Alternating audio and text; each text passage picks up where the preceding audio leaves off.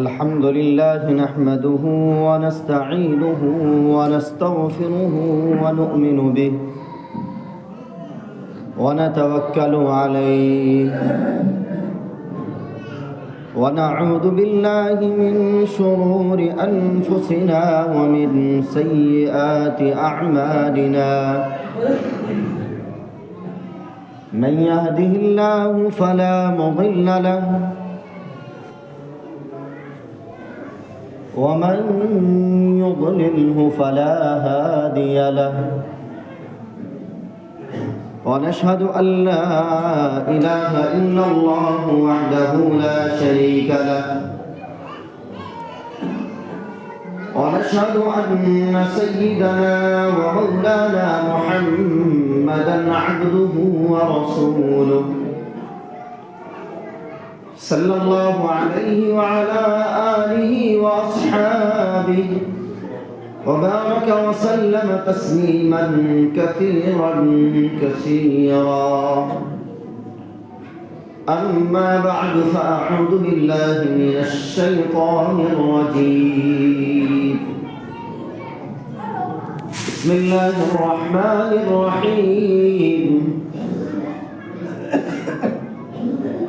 قد أفلح المؤمنون الذين هم في صلاتهم خاشعون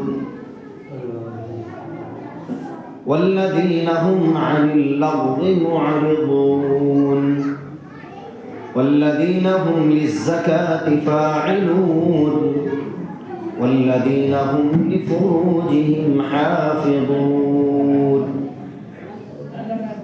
وقال الله تبارك وتعالى إن الصلاة تنهى عن الفحشاء والمنكر ولذكر الله أكبر والله يعلم ما تصنعون. صدق الله العظيم. میرے بزرگوں، عزیز ساتھیوں،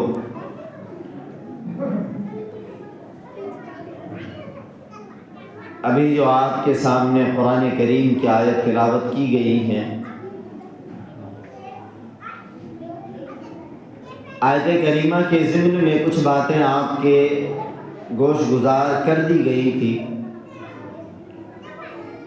اور کچھ باتیں ہیں جو انشاءاللہ آپ کے سامنے آئیں گی.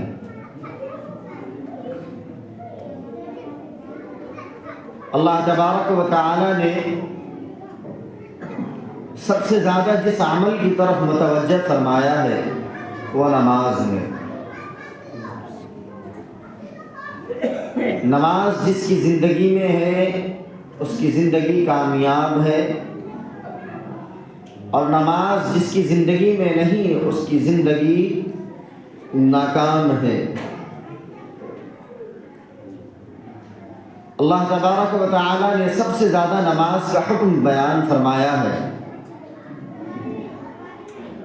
نماز نبی اکرم صلی اللہ علیہ وسلم کا طریقہ، سنت، آپ علیہ الصلوۃ والسلام کی آنکھوں کی ٹھنڈک ہے، ایمان والوں کی پہچان ہے، مومنوں کی شان ہے. نماز جس کی زندگی میں ہے اللہ تعالیٰ اس کی زندگی کو بالکل نور سے منور فرما دیتے ہیں، اور جس کی زندگی میں نماز نہیں ہے اس کی زندگی بالکل تاریکی کے مانند ہے، بالکل اندھیرے کے جیسا. نماز کے بارے میں اللہ کے نبی علیہ الصلوۃ والسلام نے بہت جگہ تاکید فرمائی ہے کہ جس نے نماز ادا کی اس نے دین کو ادا کیا، دین کو قائم رکھا، دین کو باقی رکھا. دین اس کی زندگی میں ہے. نماز ہے تو پھر دین اس کی زندگی میں بھی موجود ہے، نماز نہیں ہے تو اس کی زندگی دین والی زندگی نہیں. اللہ کے نبی علیہ الصلوۃ والسلام نے فرمایا ایمان والے اور کافروں کے درمیان نماز ایک علامت ہے، پہچان ہے. نماز فرق کرتی ہے کہ کون ایمان والا ہے، کون غیر ایمان والا ہے۔ نماز یہ بتلاتی ہے کہ کون مومن ہے، کون کافر ہے۔ نماز بتلاتی ہے کہ کون شقی ہے، کون بدبخت ہے۔ غرض نماز ایمان والوں کی پہچان اور علامت ہے۔ ان نماز سے امتیاز پیدا ہوتا ہے۔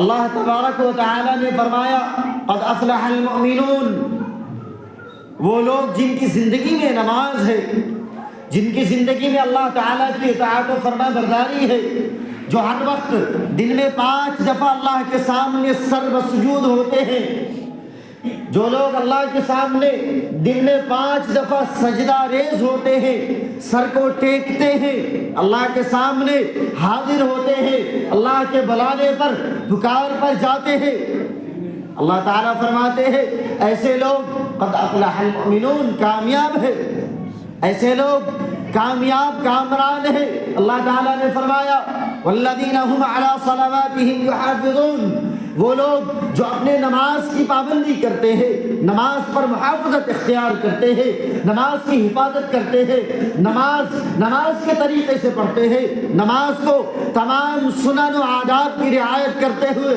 فرائض و واجبات کی ادائیگی کے ساتھ، اور نماز کو اللہ اور اس کے رسول کے بتائے ہوئے طریقے کے مطابق، اپنے طریقے سے نہیں۔ نماز جیسی اللہ کے نبی نے بتلائی ہے، صلو کما رأیتمونی اصلی، جیسی نماز میں پڑھتا ہوں ایسی نماز تم بھی پڑھو۔ اگر کوئی پڑھتا ہے والذین هم علی صلواتهم یحافظون، اللہ نے فرمایا اولئک هم الوارثون، یہی لوگ جنت کے ٹھیکیدار ہیں اور یہی جنت کے وارث ہیں۔ الذین یرثون الفردوس هم فیہا خالدون، وہ لوگ جنت میں ہمیشہ ہمیشہ رہیں گے، ہمیشہ کی جنت ان کا ٹھکانہ ہوگا۔ یہ نماز پڑھنے والوں کا انعام ہے۔ اب جنہوں نے نماز نہیں ادا کی ان کے لیے قرآن ان کے لیے بھی حکم دیتا ہے، قرآن ان کے بارے میں بھی فیصلہ سناتا ہے۔ اللہ تعالیٰ نے فرمایا ان الصلاۃ تنہی عن الفحشاء والمنکر، یہ تو فائدہ ہوگا۔ ایک جگہ فرمایا وامتازوا اليوم ایھا المجرمون، اس دن اللہ تبارک و تعالی اعلان فرمائیں گے اے مجرموں کی جماعت، اب ایمان والوں سے الگ ہو جاؤ، ایمان والوں سے ہٹ جاؤ، دور ہو جاؤ، تمہاری ایک الگ جماعت ہوگی، تم ایک الگ صف میں کھڑے ہو جاؤ۔ وامتازوا اليوم ایھا المجرمون، سارے مجرمین الگ جگہ کھڑے ہوں گے۔ اور فرمایا جب جہنمی جہنم میں چلے جائیں گے، جنتی جنت میں چلے جائیں گے، اللہ فیصلہ فرما دیں گے۔ اس کے بعد جنت میں رہنے والے جہنمیوں سے پوچھیں گے تم جہنم میں کیوں کر آ گئے؟ تم تو ہمیں سکھلاتے تھے، بتلاتے تھے، اب کیا وجہ ہے کہ تم جہنم میں ہو؟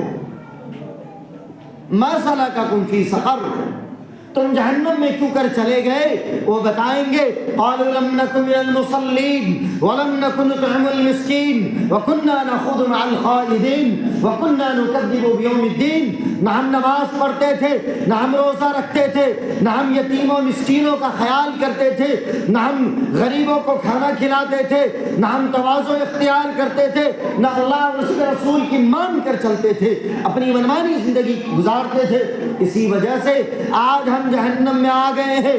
اے جنتیوں، آج ہمارے جہنم میں آنے کا سبب اور وجہ جو ہے وہ یہ ہے کہ ہم نماز نہیں ادا کرتے تھے۔ لم نک من المصلین، ہماری زندگی میں نماز نہیں تھی۔ اللہ تبارک و تعالی نے بیان فرمایا تتجافى جنوبهم عن المضاجع يدعون ربهم خوفا وطمعا، کہ جو لوگ راتوں کو اپنے نرم نرم بستروں کو چھوڑ کر اللہ کی یاد میں کھڑے ہوتے ہیں، اللہ کو پکارتے ہیں، اللہ کو بلاتے ہیں، اللہ سے مانگتے ہیں، خوف و طمعا، امید میں اور ڈر کے مارے بھی، دونوں باتیں ہوتی ہیں۔ ڈر بھی ہوتا ہے، اللہ کا حکم ہے اگر نماز نہیں پڑھے، قیام اللیل نہیں کیا، رات میں اللہ سے نہیں مانگا، دعائیں نہیں کی ہے، اللہ کی عبادت نہیں کی، تو اللہ کا ڈر بھی ہے، خوف بھی ہے، اور اللہ سے امید بھی لگانی لگانی ہے، طمع امید بھی لگانی ہے کہ اے اللہ ہمارے اس نماز کو قبول فرما، ہماری اس دعا کو قبول فرما، ہماری اس عبادت کو قبول فرما، ہمارے اس ذکر اور اذکار کو قبول فرما۔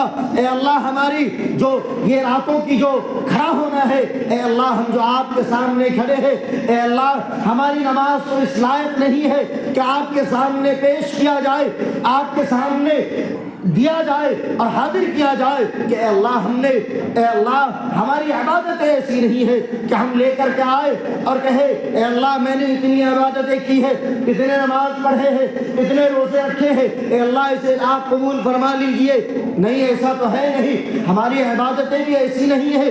اللہ فرماتے ہیں وہ لوگ جو امید کے ساتھ اللہ کے سامنے کھڑے ہوتے ہیں، اے اللہ آپ کا فضل اگر ہو، آپ کی مہربانی اگر ہو، آپ کا کرم اگر ہو اور آپ کی نظر کرم ہو جائے، نظر عنایت ہو جائے، اے اللہ ہماری اس نمازوں کو قبول فرما، ہماری عبادت کو قبول فرما، ہمارے راتوں کے اٹھنے کو قبول فرما، ہمارے راتوں کے جاگنے کو قبول فرما۔ میرے بزرگوں، ایسے لوگوں کی پہچان اللہ تعالیٰ نے بیان فرمائی ہے جو اولیاء اللہ ہوتے ہیں، راتوں کو جو جاگ کر اللہ سے مانگتے ہیں، راتوں کو اٹھتے ہیں جب ساری دنیا سوتی رہتی ہے، تب وہ اپنے نرم نرم بستروں کو چھوڑ کر اللہ کے سامنے کھڑے ہوتے ہیں۔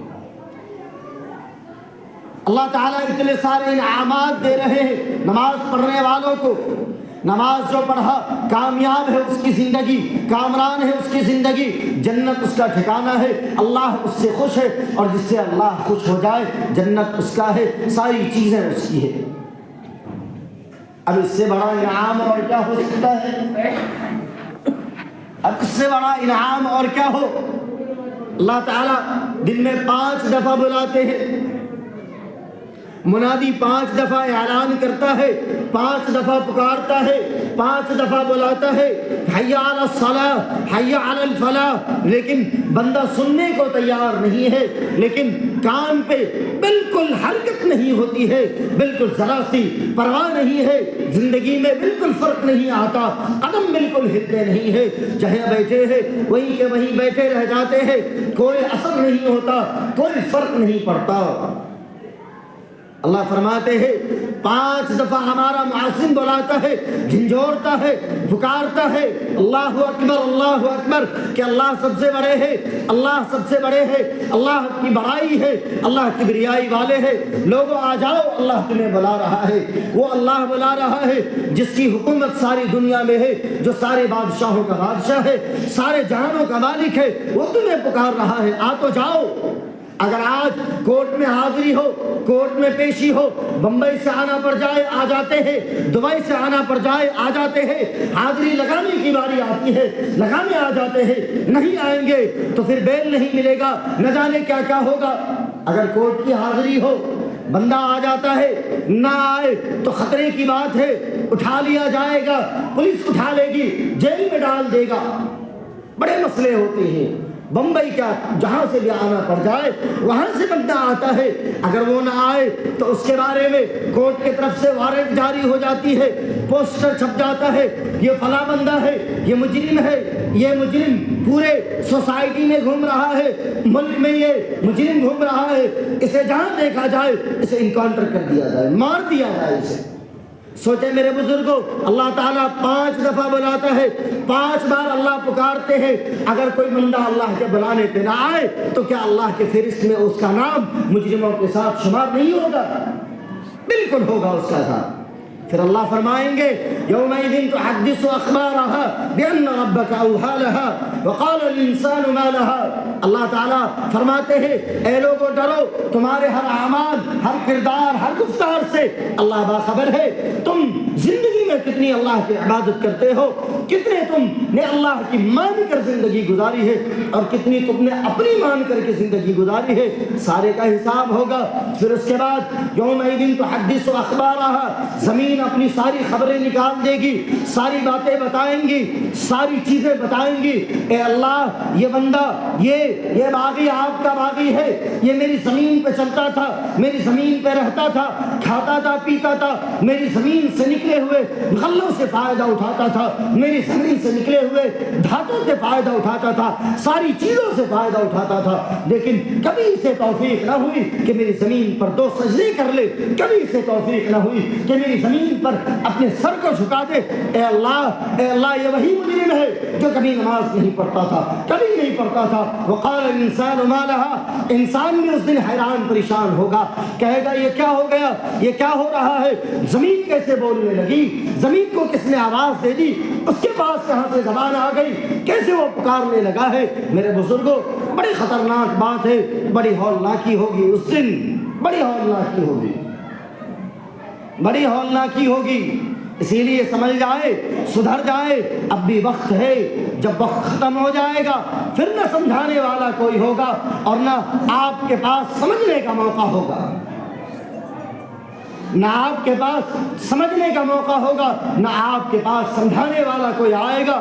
اللہ کے نبی علیہ السلام نے فرمایا، جناب نبی اکرم صلی اللہ علیہ وسلم کے موت کا وقت آیا، آپ علیہ السلام دنیا سے جانے لگے، جب آپ کے پردہ فرمانے کا وقت آیا ہے، جبرائیل تشریف لائے، میکائیل بھی تشریف لائے۔ جبرائیل دروازے پہ کھڑے ہوئے، سلام علیکم یا نبی اللہ، اے اللہ کے رسول حاضری کی اجازت ہے، میں آنا چاہتا ہوں۔ کہا کہ کون ہے تمہارے ساتھ؟ فرمایا میکا اسرائیل بھی ہے۔ اللہ کے نبی سمجھ گئے کہ اسرائیل کا آنا، میرا وقت پورا ہو چکا ہے، ملک الموت جہاں حاضر ہو جائے سمجھ جاؤ کہ اس کی گھڑی الٹی شروع ہو چکی ہے۔ یہ تو اللہ کے نبی علیہ السلام کا مقام ہے، آپ کا مرتبہ ہے، آپ کی عزت ہے، آپ کا شان ہے، یا آپ کا بلند مقام ہے کہ اللہ کے نبی علیہ السلام کے پاس ملک الموت جیسا فرشتہ آتا ہے تو اجازت مانگ کر کے آتا ہے اور سلام کر کے داخل ہوتا ہے، ورنہ بڑے سے بڑے چودھری ہو، منتری ہو، سنتری ہو، پی ایم ہو، سی ایم ہو، مکھیا ہو، کوئی بھی ہو، اس کے پاس فرشتے کو نہ پوچھنے کی اجازت ہے نہ اجازت لینے کی، کوئی چیز کی ضرورت نہیں ہے، بس اللہ کی طرف سے حکم ہے، جانا ہے، اپنا کام تمام کر کے آ جانا ہے۔ اللہ کے نبی علیہ السلام کے پاس آئے، جبرائیل نے آیا، جبرائیل تشریف لائے، اللہ کے نبی کو سلام کیا، اندر آئے، اسرائیل بھی ساتھ آئے، فرمایا اے اللہ کے نبی کیسے کہا جائے؟ یہ تو نہیں کہا جا سکتا کہ اللہ کے نبی آپ کا وقت پورا ہو گیا، نہیں، بے ادبی ہو جائے گا۔ کہا اے اللہ کے نبی اللہ آپ سے ملاقات کرنا چاہتے ہیں، اللہ آپ کے دیدار کے مشتاق ہیں۔ اللہ کے نبی فوراً سمجھ گئے، کہا جبرائیل ایک کام کرو، جلدی جلدی اللہ کے پاس جاؤ اور جا کر کے پوچھ کر کے آؤ کہ میرے بعد میری امت کا کیا ہوگا۔ جبرائیل آئے، کہا اے اللہ کے نبی اللہ فرماتے ہیں کہ جو مرنے سے 1 سال پہلے توبہ کر لے گا میں اس کی توبہ کو قبول کر لوں گا۔ فرمایا اللہ کے نبی نے میری امت اتنی سمجھدار نہیں ہے، ایک دم ناکارہ امت ہے ہماری، وہ سمجھدار نہیں ہے، بڑی ہٹی بیل کی طرح ہے، ہلنے والی نہیں ہے۔ اے جبرائیل جاؤ تمہارا اللہ کے پاس اور جا کر کے پوچھو کہ اس سے تھوڑی سی اور رخصت دی جائے۔ بار بار کا آنا جانا ہوا، مہینہ ہوا، ہفتہ ہوا، دن ہوا، بار بار جبرائیل آتے جاتے رہے، کتنے دیر میں؟ پلک جھپکنے کے برابر، پلک جھپکنے کے برابر جبرائیل آتے جاتے رہے۔ آخر میں اللہ تبارک و تعالیٰ نے فرمایا کہ اے جبرائیل جاؤ، جا کر کے محبوب کو بتا دو کہ جو بھی امت مرنے سے پہلے پہلے توبہ کر لے میں اس کی توبہ کو قبول کر لوں۔ موقع ہے، کب موت آ جائے کوئی بھروسہ نہیں۔ اللہ کے نبی نے فرمایا ظہر کی نماز ادا کرو، اس طرح سے نماز ادا کرو کہ عصر کی نماز کی کوئی گارنٹی نہیں ہے۔ عصر کی نماز پڑھو تو مغرب کی نماز کی کوئی گارنٹی نہیں ہے، مغرب کی نماز پڑھو تو عشاء کی نماز کی امید مت رکھنا۔ اللہ کے نبی نے فرمایا، اسی لیے اللہ کے نبی علیہ السلام نے ہمیں آگاہ فرما دیا ہے، یہ وقت ہے پڑھ لے۔ ہم نے سوچا تھا میں تو ابھی بچہ ہوں، 5 سال کا بچہ ہوں، نماز فرض نہیں ہے، اس وقت سوچتا کہاں ہے بندہ؟ 10 سال کا ہوتا ہے، نماز پڑھانے کی تاکید کی گئی ہے، 12-14 سال کا ہوا، بالغ ہو گئے، نماز فرض ہو گئی۔ اب اس کے بعد سے آدمی حساب لگائے کتنی نمازیں ہم نے ادا کی ہے، کتنی نمازیں ہم نے چھوڑی ہے، لاکھوں نمازیں ہماری غائب ہو گئی ہے، تو کوئی اس بھول میں نہ رہے کہ اس کی نمازیں معاف ہو جائیں گی، نہیں۔ اور اولاد یہ کہتے ہیں بیٹا میری طرف سے فدیہ ادا کر دینا، فدیہ بھی قابل قبول نہیں ہے، وہ نماز ادا کرنی پڑے گی آپ کو، اگر آپ نے ادا نہیں کی ہے تو اللہ معاف نہیں کریں گے۔ یہ مسئلہ یہی کہتا ہے۔ ہاں وہ الگ بات ہے، قیامت کے دن اللہ جس پہ چاہے فضل فرما دے، وہ اللہ کی مرضی ہے، وہ اللہ کی مرضی ہے۔ بچپن میں ہم سوچتے تھے جوان ہوں گے تو نماز پڑھیں گے، جوانی آئے گی تو نماز پڑھیں گے، مضبوط ہو جائیں گے تو اللہ کی عبادت کریں گے، جوان ہو گئے اب سوچتے ہیں بڑھاپا آئے گا تو نماز پڑھیں گے، بڑھاپا آ گیا اب کس چیز کا انتظار ہے؟ کیا قبر میں جا کر کے نماز پڑھیں گے؟ بچپنے کے بعد جوانی کی امید تھی، جوانی کے بعد بڑھاپے کی امید تھی، بڑھاپے کے بعد اب کسی چیز کی امید نہیں، اب تو ڈائریکٹ قبر ہے، اور قبر میں نماز پڑھنے سے کوئی فائدہ نہیں، وہ تو دار الجزا ہے، دار الاعمال تو یہ ہے، یہاں پہ عمل کرنے کی جگہ ہے، یہاں جو عمل کر لیا وہی کامیاب ہے، وہاں عمل کر کے کیا فائدہ؟ وہ تو بدلہ لینے کا ٹائم ہے۔ امتحان ہال میں کوئی انعام نہیں بڑھتا ہے، وہاں پہ صرف پیپر لکھنا ہوتا ہے، یہ پیپر لکھنے کی جگہ ہے، یہاں پہ آپ اپنا بالکل سارے کوشچنوں کا آنسر بھرتے جائیے، جلدی بھرتے جائیے، جب مریں گے پھر اس کے بدلہ اور انعام کا دور شروع ہوگا، اور قبر سے اللہ تعالیٰ کے انعام کا اکرام کا معاملہ شروع ہوگا، اور پھر وہاں سے اللہ تعالیٰ ہمارے اوپر نوازشیں فرمائیں گے۔ کب؟ جب ہم اللہ کے مطابق زندگی گزاریں۔ ومن اعرض عن ذکری فإن له معیشة ضنکا ونحشره يوم القیامة اعمى وقد كنت بصیرا۔ اللہ نے فرمایا اس دن اللہ تعالیٰ اندھے کر کے اٹھائیں گے لوگوں کو، لوگ کہیں گے اے اللہ، اے میرے پروردگار، میں تو ایک بینا تھا، دیکھنے والا تھا، میں تو دیکھتا تھا، اے میرے مالک مجھے تو ساری چیزیں نظر آتی تھی، آپ نے مجھے اندھا کیوں کر دیا ہے؟ اللہ فرمائیں گے ومن اعرض عن ذکری، تو نے میرے ذکر سے اعراض کیا تھا، میری عبادت سے اعراض کیا تھا، علی علیہ الصلاۃ کی صدائیں سن کر تم نے کان ادھر گھما لی تھی، اپنے چہرے کو ادھر گھما لیا تھا، آج اللہ میں بھی تجھ سے بینائی کو ختم کر دیتا ہوں، اور وقد كنت بصیرا، آج میں نے بھی تجھے اندھا کر دیا ہے۔ اسی لیے میرے بزرگوں، یہ آپ نے کچھ باتیں سنی ہے، نماز پڑھنے والوں کو کیا انعامات، نماز نہ پڑھنے والوں کے کیا سزا ہے۔ اسی لیے میرے بزرگوں، جو نماز پڑھتے ہیں وہ اپنی نمازوں کو درست کرے، جو نماز نہیں پڑھتے ہیں ان سے میری گزارش ہے کہ نماز پڑھیں، وہ نماز پڑھیں۔ ایک دو باتیں ہیں جو نماز کے سلسلے میں مجھے عرض کرنی ہے۔ پچھلے ہفتے میں نے نماز کا طریقہ مختصر میں نے بتلا دیا تھا، کس طرح سے نماز ادا کرنی ہے۔ ایک دو چیزیں جو کمی مجھے نظر آتی ہے وہ میں اس ہفتے میں مجھے یاد آیا ہے، پورے ہفتہ یاد کرنے کی جگہ ہوتی ہے اور جمعہ کو اسے بیان کرو۔ جیسے نماز ادا کی جاتی ہے، نماز جب ہم ادا کرتے رہتے ہیں تو ایک چیز میں نے بڑا غور سے دیکھا ہے کہ جب نماز مکمل کرنے کا وقت آتا ہے، السلام علیکم ورحمۃ اللہ جب میں کہتا ہوں تو مجھ سے پہلے ہی سلام کہہ لیتے ہیں لوگ، مجھ سے پہلے ہی رکوع میں چلے جاتے ہیں، امام سے پہلے ہی سجدے میں چلے گئے۔